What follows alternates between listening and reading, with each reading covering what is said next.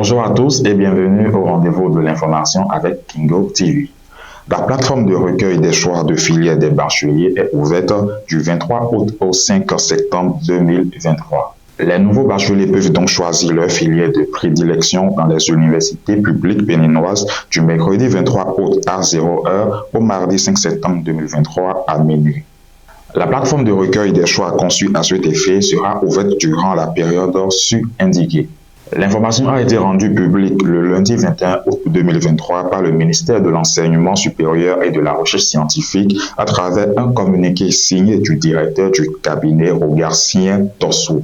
La plateforme est accessible via le lien https://apremonbac.bg. Afizou Mamar Sandin, secrétaire exécutif de la mairie de Ouidah, ne pourra plus officier ses qualités jusqu'à nouvel ordre. D'après les informations, l'homme a été suspendu de ses fonctions à l'issue d'une réunion du conseil communal tenue ce lundi 21 août 2023. Drame à Djougou avec l'effondrement du pont de Siki. Plusieurs infrastructures routières dans le nord Bénin cèdent de plus en plus en raison de leur état de dégradation et sous la pression des eaux. La dernière en date est le pont qui relie la commune de Sinendé à celle de Djougou. L'ouvrage de franchissement reliant les arrondissements de Siki dans la commune de Sinendé et de Sero dans la commune de Djougou dans le département de la Donga s'est effondré ce lundi 21 août 2023. Selon les informations, le pont a cédé suite aux fortes pluies qui se sont abattues sur les différentes localités. Cette route relie plusieurs arrondissements de ces deux communes. Son effondrement a engendré l'arrêt des travaux de construction de la route Kesso-Sud-Sinendé. De même, la situation empêche la mobilité des populations de Siki et Sero. Pour rappel, le pont qui relie Guéry à Karimama dans le département de la Liborie s'est effondré à cause des pluies diluviennes et le pont qui relie Tameka-Koko à Kopago dans le département de la Donga s'est également écroulé dans ce mois d'août 2023. À présent, parlons sport. Coton Sport Bénin et ASEC Mimosas de la Côte d'Ivoire se sont quittés dos à dos ce dimanche fin août 2023 sur la pelouse du stade général Mathieu Kérékou de Cotonou.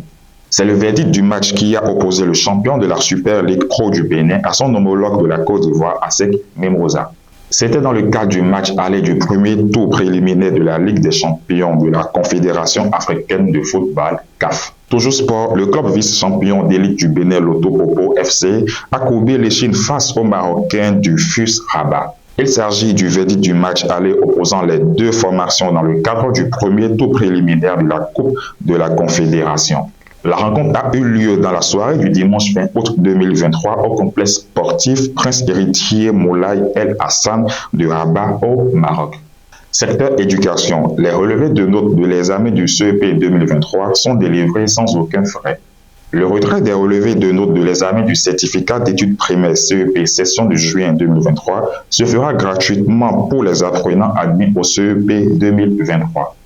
C'est à travers un communiqué que le ministre des Enseignements maternels et primaires, Saliman Karimou, a annoncé cette information aux directeurs d'écoles primaires et aux fondés d'écoles privées. Par ailleurs, le ministre des Enseignements maternels et primaires indique que les relevés de notes seront mis à la disposition des circonscriptions scolaires et des directeurs départementaux. Au Tchad, en séjour dans la province de Tibesti, Mahamat Déby, le président de la transition au Tchad, a adressé un message provocateur à l'endroit des rebelles. Le fils du feu, maréchal Idriss Déby Itno, se dit prêt à réduire à néant les hors-la-loi. En France, l'économiste Daniel Cohen décède à l'âge de 70 ans. Le monde universitaire pleure un chercheur brillant. L'économiste français Daniel Cohen a passé l'âme à gauche le dimanche 20 août 2023 à l'âge de 70 ans des suites d'une maladie. Plusieurs personnalités de renom, dont le ministre d'État béninois Abdoulaye Biotchané, étaient également sur les lieux pour rendre hommage à ce dernier. Et nous sommes au thème du point de l'actualité de ce jour. Merci de nous avoir suivis, portez-vous bien et à très vite.